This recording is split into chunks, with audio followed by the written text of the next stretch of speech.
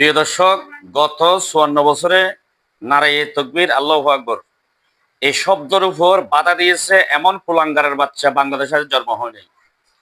কিন্তু এই মাহফিলে নারায়ে তাকবীরও বাধা দিল।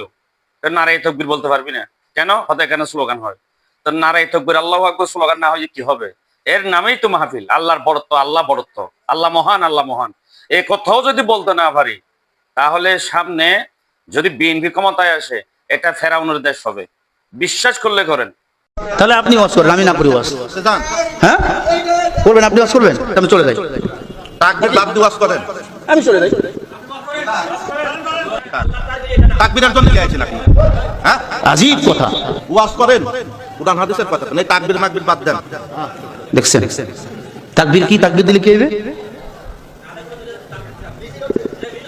মিছিল হচ্ছে, মিছিল হচ্ছে। এই তাকবীর দিলে মিছিল হয়? তাকবীর কার? আল্লাহু আকবার মানে আল্লাহ বড়। আপনি আল্লাহর বড়কে মিছিল বললেন? তাকবীর তো আমরাও জানি। তাকবীর দেওয়া লাগবে না? কেন? না না কেন? ওয়াজ করেন, কুরআন হাদিসের কথা বলেন। আচ্ছা, এতক্ষণ আমি কি বুঝাইলাম? না আপনি আমাকে বুঝান, আপনি আমাকে বুঝান।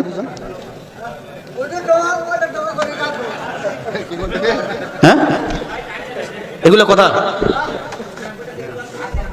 আপনি আমারে বুঝালে তো আমি ওয়াজ করতে পারবো না। আচ্ছা, এতক্ষণ আমি কোরআন হাদিসের বাইরে বলছি, একটা বলেন। তাকবীর তো আমরাও জানি, আপনারা জানেন না সেটাই বলেন। বলেন নাই, সেটাই শিখান আমারে। তাকবীর আমরাও দিতে জানি। দেখছেন? তাহলে আপনি ওয়াজ করেন, আমি না করি ওয়াজ।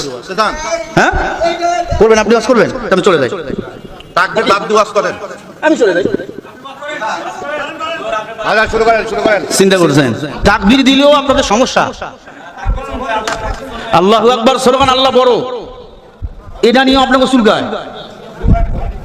হ্যাঁ, আল্লাহ আপনাদের হেদায়েত দান করেন। মুসলমান নিজেকে দাবি করিয়েন না। তাকবীর ভালো লাগে না? অন্য ধর্মে নাম লেখান।